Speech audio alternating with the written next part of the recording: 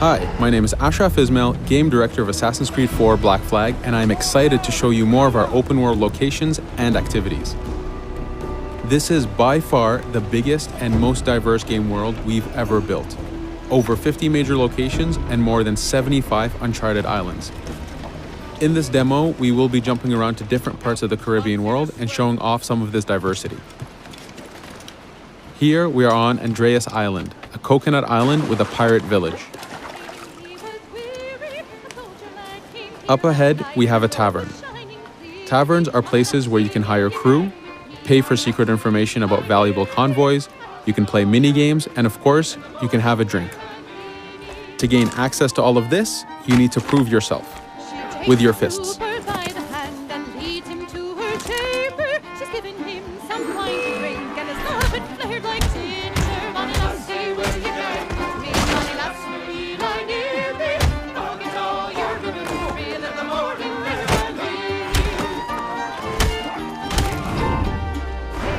Now that the fight is over, you have access to the tavern and its services.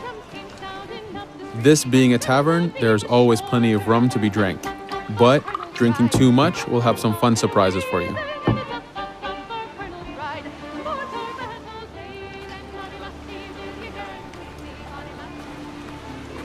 Now let's head to that viewpoint and sync up.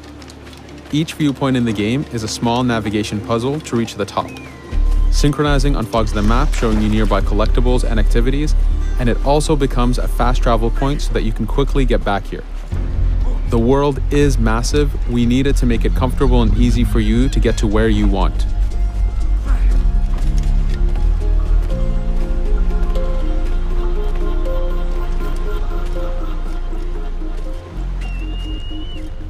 These viewpoints are also an opportunity for us to show off how beautiful and expansive this world really is.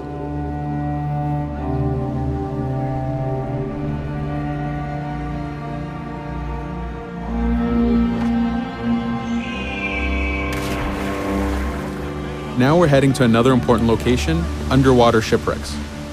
We are now able to access these locations because we recently purchased a diving bell. These are real 18th century devices that pirates and sailors used to access the underwater.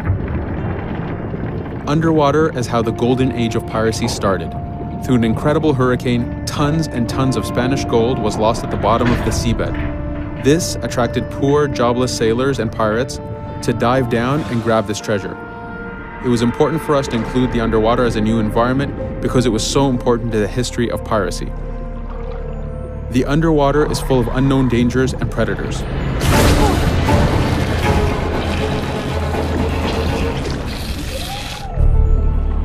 You do have to pay attention and act quick, but the risk is worth the prize as you need a lot of money to get all the upgrades for your ship, the Jackdaw.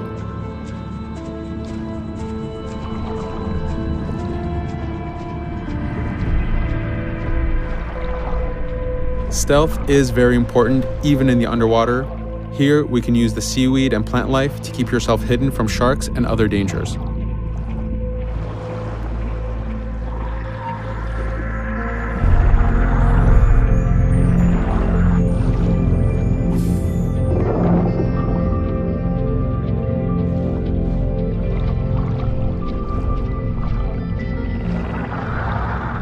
This is an air barrel.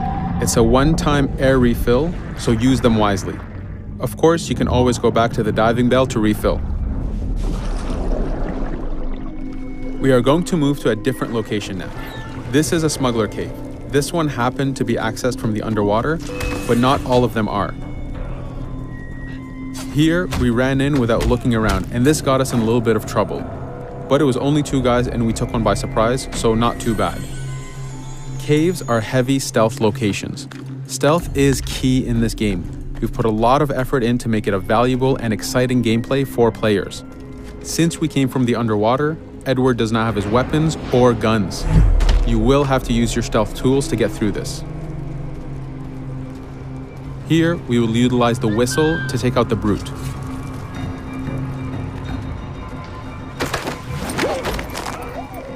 Anytime an enemy is taken out, they will drop their weapon for you to use.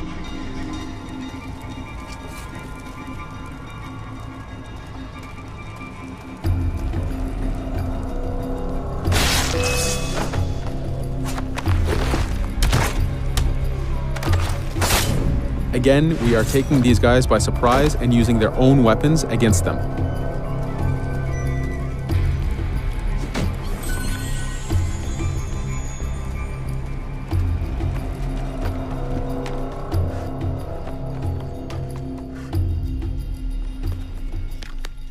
Using just your fists keeps things quiet. This allows you to take advantage over the second guard.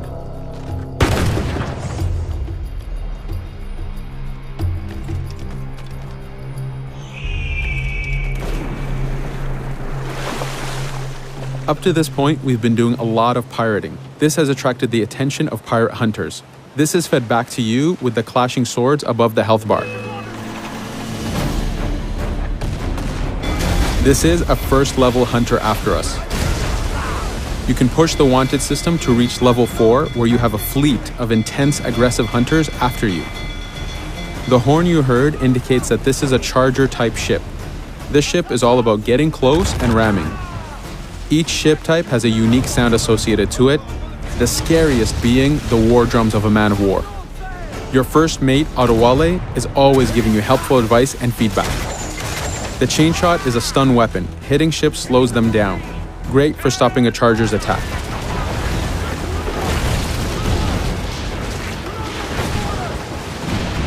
As the masts come down, we can start a boarding. We need to take out 10 crew members to win the boarding.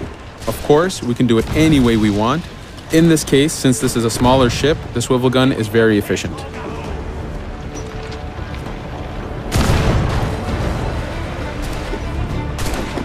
There are many objectives in the boarding system, including destroying powder keg reserves and removing the flag from the top mast. But the most basic objective is to eliminate the crew. Here, you can see Edward utilizing his dual cutlasses and guns, combining them in counters and combo attacks. You do have a max of 4 shots before reloading, so make them count.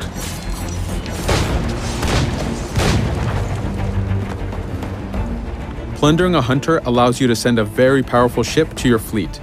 They are also a good way to gain ammo for the Jackdaw. In this case, we will use this opportunity to lower our wanted level.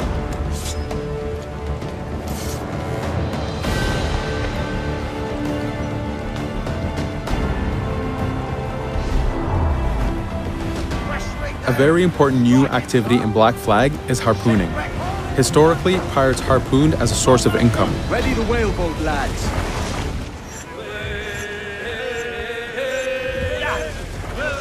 Harpooning is a part of upgrading Edward and his gear. There are many different types of creatures to harpoon, and they are all needed to get every single upgrade.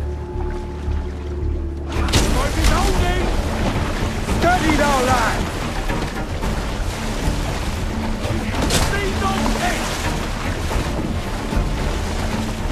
Success!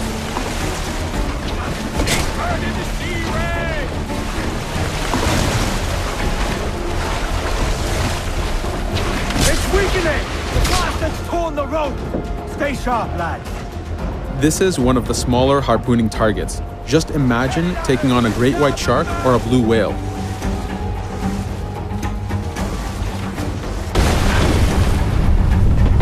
This one's dangerous!